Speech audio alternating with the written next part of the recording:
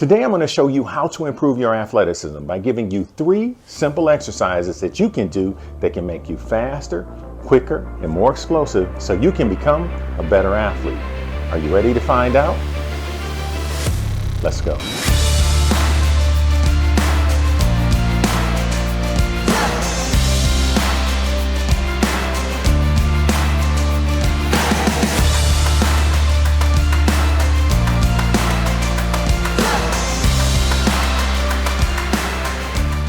What's up, everyone? Coach Edwards here with the Developing Young Athletes Network, where we're here to help you develop your young athlete. Now, before we get into the actual exercises, what we need to do is go over some key things that are very important. Number 1 is, what is athleticism? We're going to get into that. Number 2, there's a key component that is often overlooked when developing athleticism. And then number 3 are 3 W's, the what, when, and why. When dealing with any kind of exercise or training, you need to ask these questions. So let's get into it. Okay, so let's talk about it. What is athleticism? Because let's face it, there's a lot of different definitions out there, but there's one that stands out that I like, and that's what NSCA, the National Strength and Conditioning Association. Now, I'm not going to read off the entire definition, but there's some key words that stand out that I like within it. And that is, first of all, movement with precision, repeatedly, with confidence, and in a variety of environments. Now, when you think of any great athlete, they can do all of those things, right? So I want you to think of each one of those words. What is that really? Now, you're probably saying, well, that's speed, strength, power, agility, coordination, quickness. I said a key word in there. A key word that all of that capacity goes into. Now, think about speed, strength, power, and all those things. We can build on those. But if I pull out that one key word, coordination, that's what they have to have first. Every high-level athlete moves very well through space. And not only do they move well, it looks like they're not even doing it. And that's what we need to teach the young athlete, how they move efficiently with confidence in those things I just said. And that leads us to what is missing that often is overlooked is building coordination. For me, I like to call it athletic coordination because we want those skills of coordination that will transfer to any sport. And that's what we're going to do. The exercises I'm giving you today, regardless of what sport you're playing, it will transfer over. So now let's get into our number 3, our 3 W's. I just told you about coordination, but before you go forward with dealing with anybody, you need to make sure these 3 W's are answered. Our what, when, and why. Number 1 is, what is the exercise? Because it's important. What is this exercise we're about to perform? When is it important? When should I be doing it?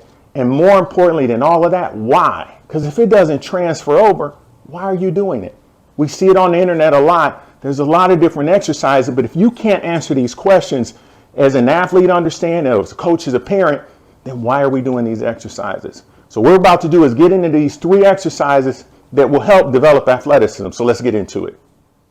So let's talk about the exercises. And don't worry, I'll go over the sets, reps, and/or distance for each exercise at the end.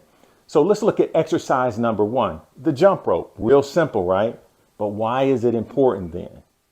One key physical attribute every athlete needs to learn how to do is how to jump. But it's not just learning how to jump well, how to produce force from the ground quickly and efficiently. And that's what the jump rope does. It teaches us how to apply force. Think of the game of volleyball, where the athlete has to learn how to apply force to spike the ball quickly. Also, if you think of any type of agility or speed with quick footwork, this is a great drill also, teaching the athlete how to get the feet off of the ground as quickly as possible. If we also look at the athlete who is very quick and efficient, they learn how to get on the balls of their feet. It's also teaching them rhythm and timing and self-coordination, which is when they make a mistake with the rope, the exercise stops. So it's a way that they can learn the exercise independently without assistance. Now let's take a look at how to perform the exercise.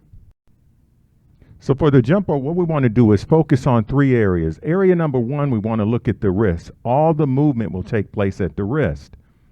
Number 2, we want to keep the knee slight bend. We want to make sure we're getting stiffness throughout the entire body. We're teaching them how to apply the force quickly. And number 3 is they only want to get off the ground clearance 1 to 2 inches. Now let's look at regular speed. Now, for athletes that can't perform this, a regression exercise, what we call the invisible jump rope, same principle applies. They're just doing it without the ropes. This is teaching rhythm and timing, the wrist motion, and how to apply force and absorb force from the ground quickly and efficiently. And a couple of great progression exercises is a single leg jump rope. Same principle applies with the wrist, the knee, and the ankle and foot as far as motion, and running in place. Now let's take a look at exercise number 2, the power skip. Seems simple, skipping, but why is this important? Well, a lot of athletes learning locomotion, how to run, how to apply force in a vertical and horizontal manner, also keeping the body in a good postural position, and also teaching good contralateral rhythm with their arms and legs, opposite arm and opposite leg with movement. Think of it in the game of basketball when they're learning how to take those last 2 explosive steps to make a layup, or running in open space, open field, where they're trying to get separation like in the game of football. Now let's take a look at the exercise. For the power skip, we want to make sure they have a good upright posture. You can see ear, shoulder, hips are stacked. Also opposite arm with opposite leg. Knee drive. We want to make sure that knee comes up towards the hip and keeping the toe to shin, we call dorsiflex, as you can see in the picture here.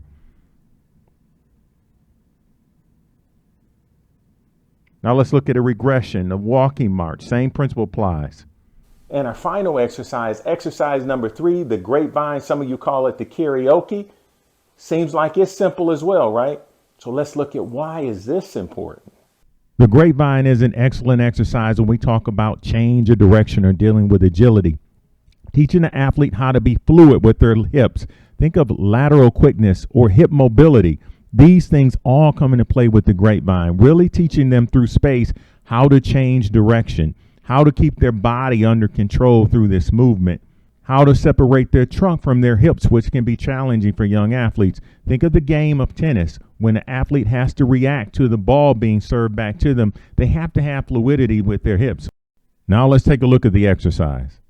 They're going to begin the movement by stepping laterally, in this case to the right, and they will step with their left foot in front of their right across their body, followed by stepping across with their right foot with their body. Notice how the movement, the rotation is through the hips, staying on the balls of their feet, making sure having a good upright posture. Also notice how the athlete's eyes are focused straight ahead. And to reverse the movement, it will be the opposite. So if they're going to their left, they will step across their bodies with their right foot in front.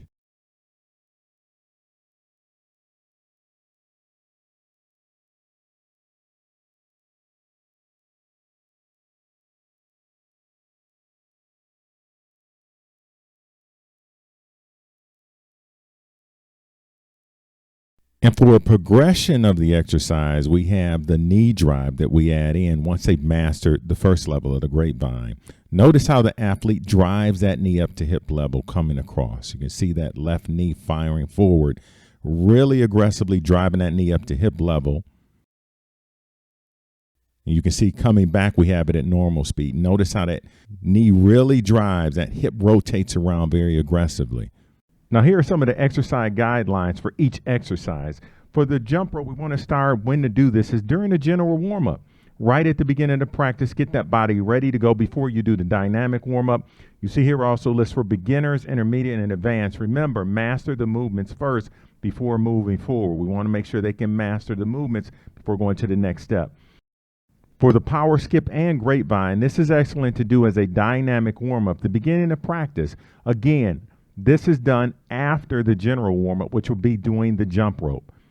And this will be for 10 to 15 yards for both of these exercises.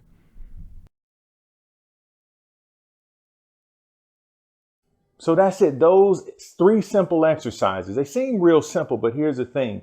I know for a fact I've seen many of athletes we work with that help develop their athleticism. But the key was we took quality with the exercises. When you're doing the warm-ups, remember, quality over quantity. You want efficient. Don't want them rushing through this process. Now, if you like these exercises, we have more for you. We have a downloadable that's free with 7 exercises that can help improve athleticism. These also are great exercises. There's some that develop some strength and some other components that are real important. So get that today. is you want to help your athlete reach the next level. So let's do it together.